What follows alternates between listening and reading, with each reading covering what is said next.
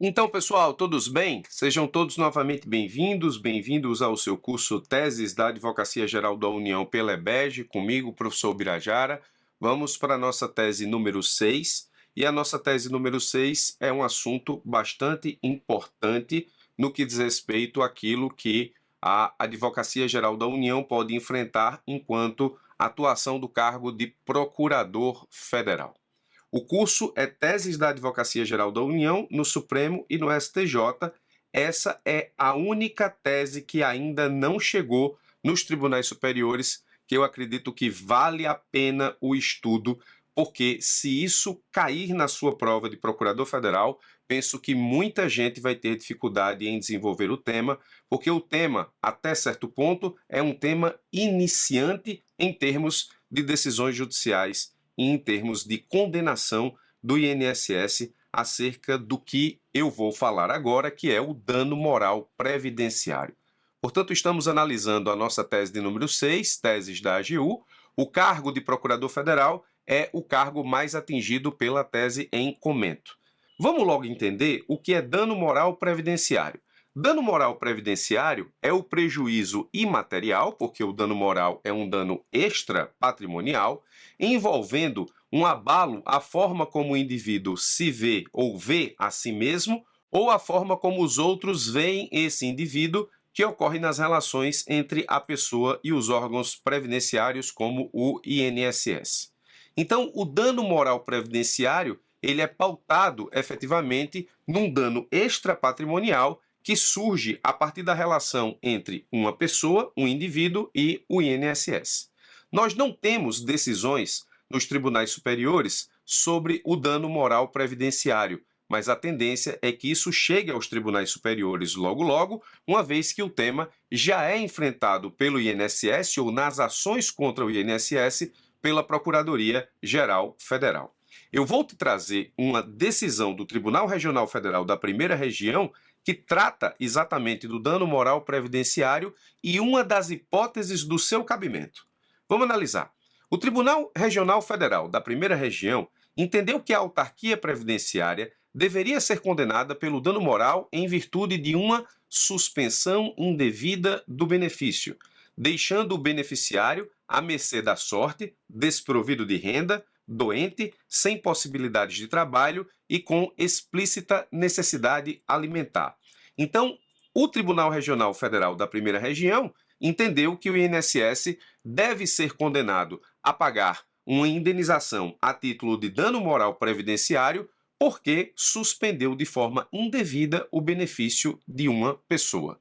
E esse beneficiário, ele ficou desprovido de renda, doente e sem possibilidade de trabalho, com explícita necessidade alimentar. Perceba que nessa decisão do Tribunal Regional Federal, você já identifica que a suspensão indevida de benefício é um dos motivos pelos quais é possível a condenação do INSS em dano moral previdenciário. Sobre o julgado, esse julgado do Tribunal Regional Federal, temos ainda que analisar o seguinte, ó. O relator, desembargador federal Daniel Paes Ribeiro, ao analisar a hipótese, explicou que nos autos foram anexados documentos que comprovam os fundamentos do autor e os prejuízos sofridos por ele diante da suspensão do benefício de natureza alimentar e, desse modo, devem ser reparados os danos morais pleiteados. Em seguida, o colegiado deu provimento à apelação do autor e afastou a prejudicial de prescrição e, no exame, julgou procedente o pedido do requerente, condenando o INSS a reparar o dano moral causado em decorrência da indevida suspensão do benefício de aposentadoria por tempo de serviço. Então tá aqui, nós temos nesse julgado aqui uma confirmação em segundo grau por parte do Tribunal Regional Federal da Primeira Região de uma condenação do INSS em dano moral previdenciário, e esse julgado nos apresentou um dos atos pelos quais, entende o TRF, é devido o dano, ou seja, é devido indenização em razão do dano, suspensão indevida de benefício. Bom, eu tenho aqui um outro exemplo dessa feita do Tribunal Regional Federal da Quarta Região, que diz o seguinte, ó. De acordo com a jurisprudência do TRF da Quarta, o cancelamento de benefício previdenciário decorrente de regular procedimento administrativo não caracteriza ato ilícito, já que a tomada de decisão por parte do INSS é inerente à sua atuação. Nesse julgado, nós encontramos uma outra informação. O ato praticado pela autarquia previdenciária de suspensão ou cancelamento de benefício não pode ser, nesse caso, titulado como ato ilícito, porque decorre da atuação do próprio INSS. Mas a gente sabe que existe a possibilidade de indenização ou de condenação em indenização por dano moral decorrente da prática de ato lícito. No entanto, há dano indenizável a partir da falha na prestação do serviço público quando é cancelado o benefício previdenciário em razão de procedimento flagrantemente equivocado por parte da administração, gerando estresse e constrangimento desnecessários ao segurado, que já se encontra em idade avançada. Então, no julgado do TRF da Primeira Região, suspensão equivocada de benefício gera indenização por dano moral. No julgado do TRF da Quarta Região, nesse caso, o cancelamento indevido de benefício previdenciário também gera dano moral, o que é absolutamente óbvio. Se a suspensão indevida gera dano, o cancelamento também. Hipótese em que configurado dano moral, uma vez que a parte autora é pessoa idosa, agricultor com mais de 60 anos de idade, que foi privado durante meses de valores de caráter alimentar fundamentais para manutenção e sustento. Demonstrado o nexo causal entre o fato lesivo imputável à ré, no caso INSS e autarquia, e surge o dever de indenizar, mediante compensação pecuniária compatível com o prejuízo moral. De novo, aqui no caso TRF da Quarta, um acórdão de segundo grau, mantendo os danos morais, ou seja, já devidamente condenados em sentença. Então nós temos aí, surgindo nos TRFs, ou seja, já no segundo grau da Justiça Federal, indenizações por dano moral, condenando o INSS exatamente em dano moral previdenciário. Mas não só isso a gente precisa prestar atenção. As hipóteses mais comuns, mas não necessariamente exclusivas de dano moral previdenciário são demora na implementação do benefício, cessação, suspensão ou cancelamento indevido do benefício, descontos indevidos na aposentadoria. Então, demora na implementação do benefício ou alterações indevidas no benefício já concedido. São as hipóteses mais comuns que você encontra aí espalhados pelas decisões de primeiro e segundo grau, já que o tema ainda não chegou aos tribunais superiores. Bom, existem desdobramentos sobre esse tema. Existem desdobramentos importantes sobre a possibilidade de condenação do INSS em dano moral previdenciário. Nós vimos que uma das hipóteses mais comuns para a condenação do INSS em dano moral previdenciário seria a demora na implementação do benefício.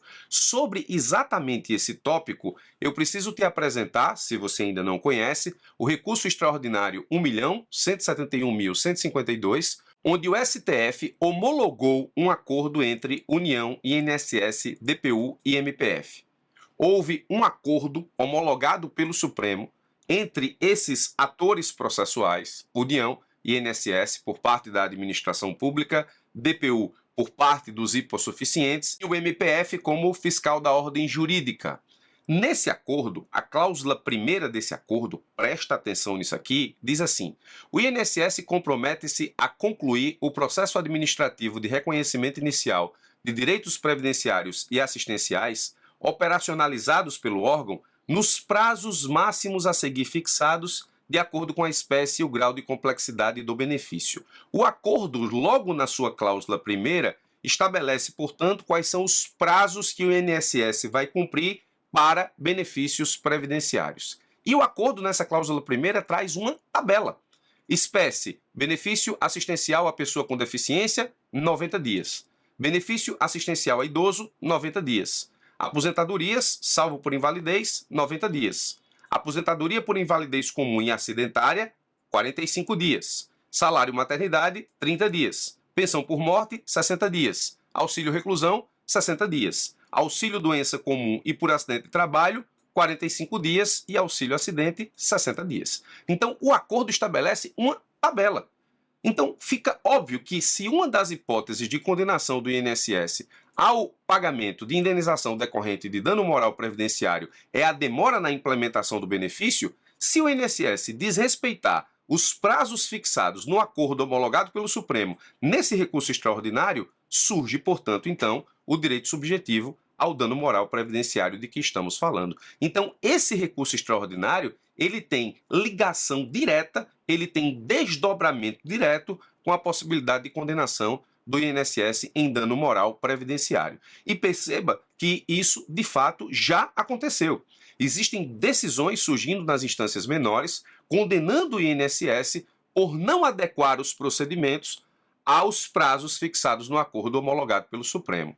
A 16ª Vara Federal do Ceará condenou o INSS a uma indenização de 1 milhão devido tempo de espera na análise dos requerimentos envolvendo benefícios previdenciários. Essa foi uma ação civil pública do Ministério Público Federal para a regularização do tempo de espera para concluir a análise dos requerimentos administrativos envolvendo benefícios previdenciários, ou seja, a ação civil pública do Ministério Público Federal, nesse caso, queria que o INSS no Ceará, nessa situação específica, adequasse os seus procedimentos aos prazos estabelecidos no acordo fixado no Supremo Tribunal Federal, no recurso extraordinário que nós vimos lá em cima. Na notícia, nós temos: o magistrado condenou o INSS a indenizar a quantia de 1 milhão por danos extrapatrimoniais após comprovado o dano coletivo decorrente do fato do réu reiteradamente descumprir os prazos máximos fixados na cláusula primeira do acordo entabulado nos autos do RE 1.171.152 Santa Catarina, que é justamente o recurso extraordinário que eu apresentei para os senhores aqui, acerca do acordo homologado pelo Supremo, fixando prazos, dentre outras questões, para que o INSS conclua, nesse caso, a análise dos benefícios, estabelecendo espécie e o respectivo prazo para conclusão. Você pode me perguntar: professor, se isso cair na minha prova, qual é a defesa que eu preciso apresentar como procurador federal? Veja bem, eu acredito que dificilmente isso cai na sua prova como um tema que você precise apresentar defesas do INSS. Por quê? Porque o dano moral é um tema que pode e deve estar na sua prova, de procurador federal, de advogado da União, de procurador da Fazenda Nacional.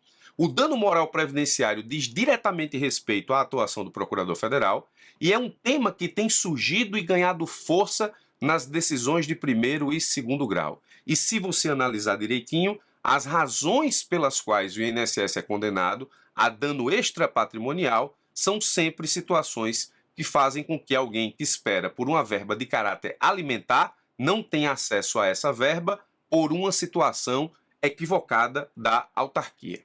Se não for uma situação processual que ataque o mérito, como, por exemplo, prescrição, me parece que, nesse caso, não há como cobrar de você, numa prova, a defesa do INSS para com a ausência de dano moral extrapatrimonial, a menos que isso esteja ligado aos fatos. Por exemplo, o autor não consegue demonstrar, nesse caso, a existência do ato do INSS que gere o dano moral previdenciário, ou também, nesse caso, a situação própria, o ato praticado pelo INSS não era indevido. O cancelamento não foi indevido do benefício, a suspensão não foi indevida, não houve demora na implementação do benefício, os descontos na aposentadoria não foram indevidos. Então, não havendo, nesse caso, equívoco por parte da autarquia, no cancelamento, na suspensão de benefício, nos descontos na aposentadoria e não havendo demora na implementação do benefício, de acordo com esses prazos aqui, não há dano moral. Então, no que diz respeito ao mérito, dependemos dos fatos de eventual questão sobre o tema. Mas é possível que caia na sua prova, segunda fase, por exemplo, discorra sobre o dano moral previdenciário, e aí você precisa dessa tese aqui para que possa efetivamente responder ao seu examinador.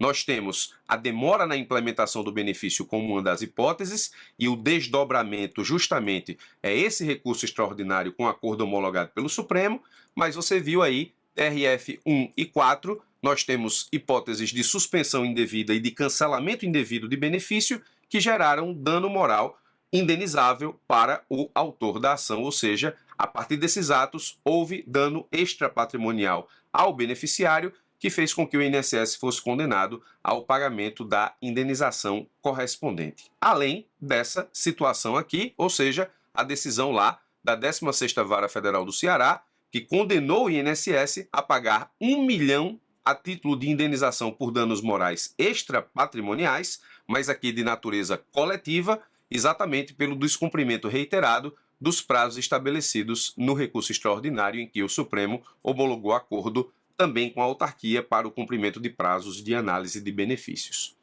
tema muitíssimo importante e até, de certa forma, novo e que pode estar na sua prova da AGU, especialmente na prova de Procurador Federal. Tese 6 ministrada. Muito obrigado pela atenção, forte abraço e até os nossos próximos encontros.